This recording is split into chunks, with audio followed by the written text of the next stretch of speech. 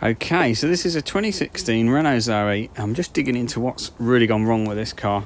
Obviously, we've got the stack out. So this is one where basically it wouldn't drive. The car would start as soon as you put it into drive and put your foot down. You get electric motor failure. Kind of just jumps forward, and that's about it, really. What we found is the motor had high resistance winding. And also the controller was shorted out. So this is the PEC, the control box that fits on top of the motor. And that's the reduction gearbox over there. So just stripped this stack all apart. There'll be a full rebuild video on this car. But that's obviously going to have to wait till kind of it's finished. But yeah, just to give us a heads up. So got this brush box cover. So these motors don't have any magnets. They have a wound rotor and a wound stator. So the car's got to get power onto the rotor. And it does that with brushes and slip rings at the end. And as you can see with this one, so I could see that there was high resistance. So I've got to get the light in there and the camera. So now what have we got here? So where there's that shiny, sorry, I'll try and keep this still, shiny copper colour. If I go back a little bit, try and get that to focus. Hang on, manual focus. Where there's that shiny copper colour right up at that end, it's all meant to look like that. Maybe slightly darker where the brushes rub against it, but this one is absolute carnage. So there's even, you can see that there's been a massive amount of heat there that there shouldn't be, and it's rotated under heat, and you can see there's actually been some sparking, and it's damaged the, damaged this sort of plastic of the shaft, and it's all blackened. Absolute carnage. So it's interesting, this car, because it has got the fault with the controller and the fault with the motor. Now I've manually focused. Now we're on manual focus. But it's sort of chicken and egg, really. So this is the new controller in the box. If you want to see what this is, what £1,000 buys you. So there's a lump of black plastic.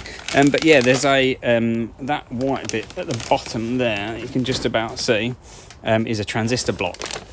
And basically the transistors, there's two sets of transistors effectively, one for this excitation circuit as it's known, and then one for these main windings.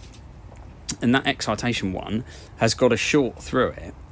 The question is though, did the circuit get high resistance and it then pull too much power through the transistors and kill them, and then the transistors put more power through, if you see what I mean? So it damaged the transistors, or did the transistors have an issue first and that put too much power through this winding and that's caused this issue? But yeah, interesting. One of the possibilities, sorry, we're stuck on manual focus. One of the possibilities is that there was heat in this shaft and that's what caused the poor connection. I gave this a little spin. There is a little bit of noise, but it's hard to tell whether it's these brushes. So I'm just going to take this brush box off. This brush set. And then we'll spin it and we'll see if there's noise, because it could be that the bearings had a noise first and heat, and then heat damaged these slip rings and that caused high resistance, and then that pulled too much current through the controller and killed the controller. So we shall see. I will do that and then get that set up, and I'll be back in a mo. Okay, so I've got this the brush set off. You can see in here that brush, so they have springs to keep them in contact with the rotor. You can see there's heat damage on there. That one is actually melted into the plastic because the amount of heat, so it's not pinged out. So I don't know how much is actually left on it. Yeah, an absolute carnage in here. It looks absolutely horrendous. There's been loads of heat through there, loads of brush material, not good at all. Question is, are the bearings noisy? And how much? I mean, you'd need quite a bit of heat to make that damage. So I've got my strap on. Just apply my standard size 7.5, and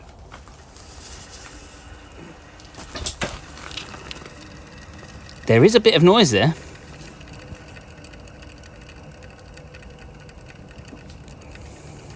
You can hear that sort of ticking noise. Yeah, it's not going to make that noise. I think that's probably what's happened first, you know. It normally is this end bearing that goes. So I strongly suspect what's happened is the bearing has got some wear, heated up, and on a long enough journey, it's actually heated that shaft.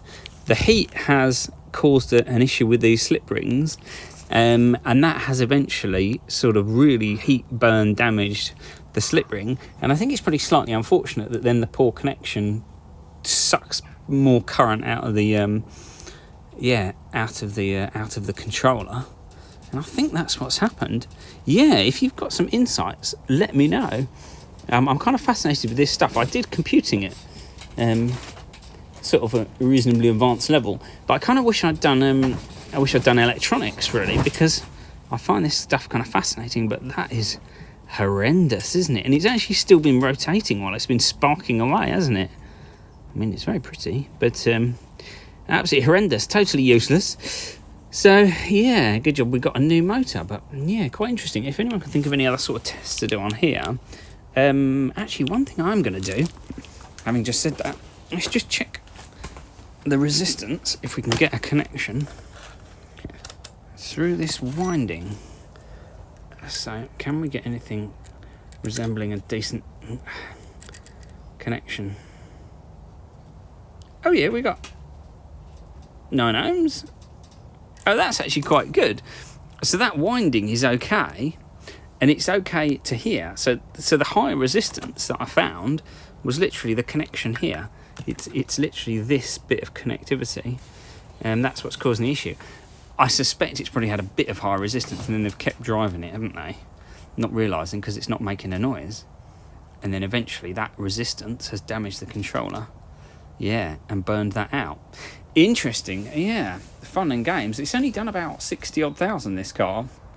2016, so it's quite an early one, but yeah, not too good. There we are, all good fun. Right, I've got the replacement motor there, and I've got my controller, and I've got a lot of work to do. All right, I hope that's interesting. Yeah, and any other tests you can think of, do let me know. But yeah, right, I'll have to drag this one outside, and onwards and upwards. All right, cheers.